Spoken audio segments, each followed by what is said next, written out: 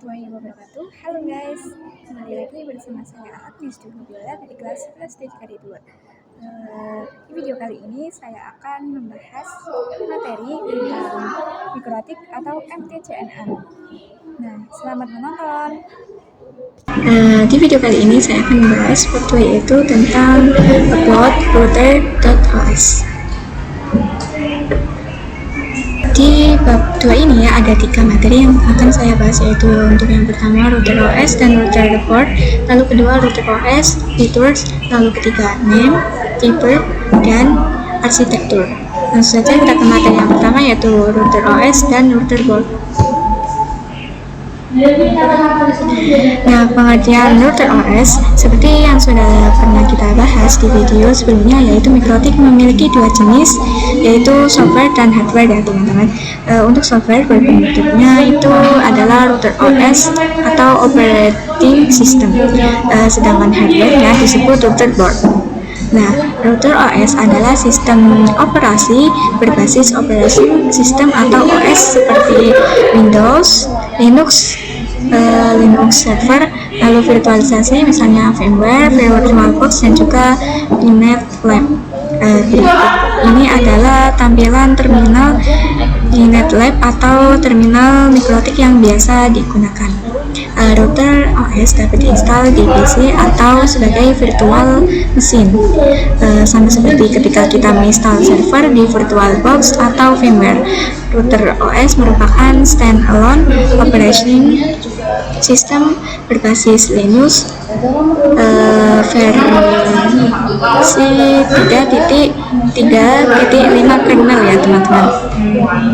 Alasan router OS diinstal di PC, yaitu jika router OS diinstal di PC, kita bisa melakukan kustomisasi hardware seperti menentukan prosesor, menentukan RAM, lalu menentukan disk. Saat itu, jika terjadi kerusakan akibat misalnya petir, kita hanya perlu mengganti bagian yang rusak saja. Contohnya lengkap, bukan seluruh perangkat. Sedangkan pada router board, jika rusak karena petir, maka seluruh perangkat harus diganti. Fitur-fitur tertentu juga lebih baik dijalankan di router OS atau software yang diinstal di PC atau server, tergantung kebutuhan dan PC masing-masing pengguna. Nah, sekarang sebelum kita lanjut, ayo kita coba menelusuri bersama di Google untuk mengenal lebih jauh tentang jenis-jenis router OS mikrotik ya. Kalian bisa cari di Chrome. Sini kita cari yang mikrotik X86 bit ya.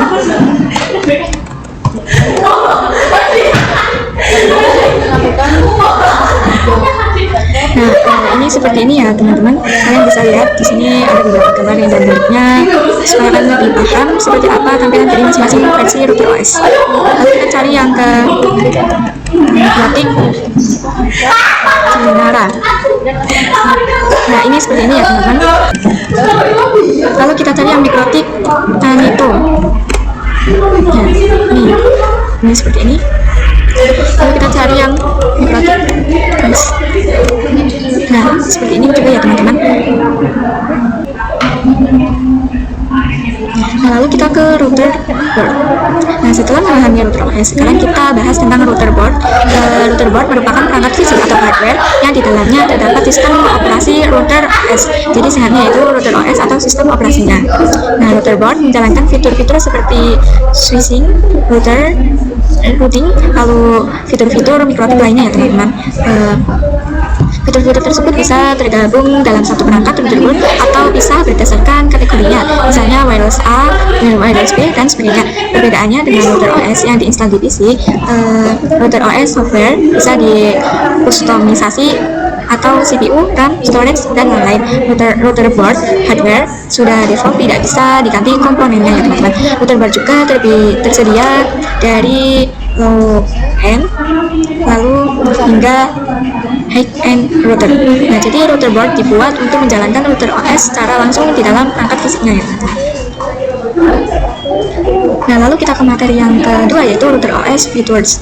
Nah, sekarang kita banyak orang mengira mikrotik hanya berfungsi sebagai router, padahal mikrotik memiliki banyak fitur dan manfaat penting. Berikut beberapa fitur utama yang dimiliki oleh router OS. Untuk yang pertama yaitu wireless network support. Router OS mendukung wireless network baik indoor maupun outdoor dengan standar seperti A/B/G/N/AC wireless network.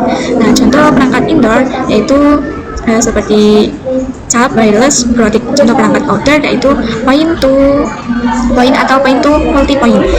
Lalu kita kedua yaitu routing. Ini router OS memiliki fitur seperti dynamic routing, static routing. Keduanya sudah mendukung IPv4 dan IPv6. Nah, lalu ketiga firewall dan NAT. Firewall berfungsi untuk melindungi jaringan agar aman dari serangan, dapat memblokir website tertentu, dapat mencegah serangan internal, bisa juga membatasi akses ke sosial media atau aplikasi tertentu. Sedangkan NAT yaitu digunakan untuk menerjemahkan IP privat ke IP public dan sebagainya. Lalu yang keempat yaitu QoS atau Quality of Service. Nah, digunakan untuk bandwidth management, yaitu mengatur pembagian kecepatan jaringan agar lebih stabil dan merata antar pengguna. Lalu ketiga yaitu point to point tunneling. Nah, berarti juga mendukung tunneling seperti PPTP, PPPoE, SSTP, lalu OpenVPN. Nah, biasanya digunakan untuk meremote server dari jarak jauh. Nah, lalu ini ke user management, yaitu MikroTik menyediakan berbagai fitur manajemen pengguna seperti DHCP server, yaitu memberikan IP otomatis kepada klien, lalu atau web proxy, nah, yaitu untuk setting dan mengatur akses web, lalu hotspot itu memberikan portal login atau user dan password pada klien, lalu radius itu sistem manajemen user website dan lain-lain. Ini saya maaf ya.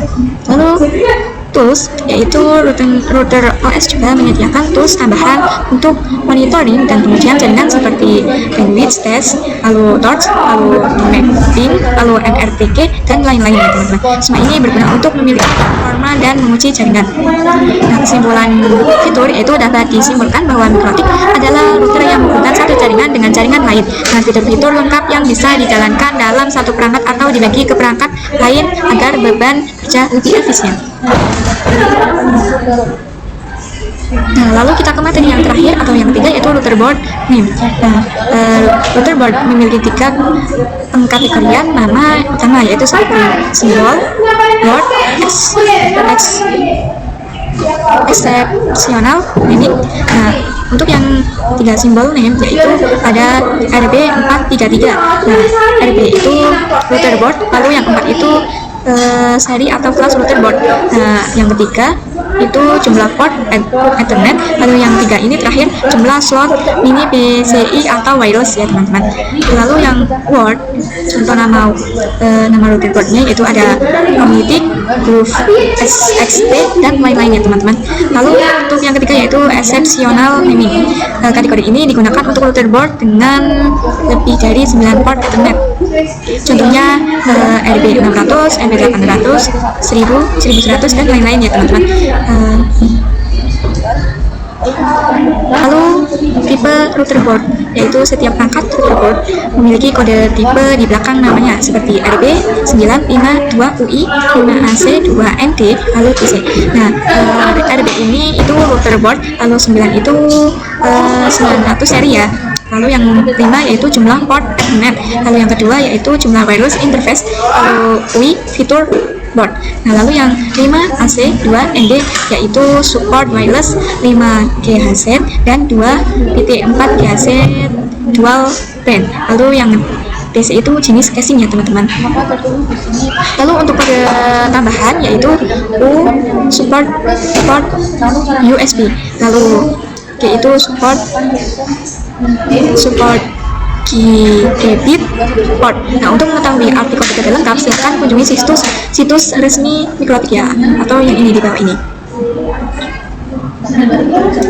Nah, lalu untuk arsitektur router board yaitu sama seperti PC router board, juga memiliki arsitektur prosesor diantaranya seperti x86, x64, MIPSBA, lalu SMIPC, lalu TIE, lalu PPC, lalu ARM, lalu MIPS ya.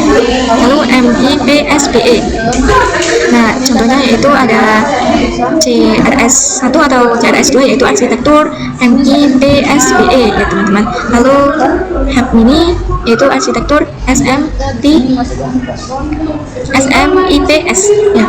Setiap arsitektur memiliki kinerja prosesor dan dukungan OS berbeda-beda. Jadi software router OS yang digunakan juga akan berbeda tergantung arsitekturnya. Untuk melihat daftar lengkap arsitektur dan dukungannya bisa kunjungi ini. Nah, sekian di bab 2 ini. Jangan lupa like, komen, dan subscribe. Terima kasih. Wassalamualaikum warahmatullahi wabarakatuh.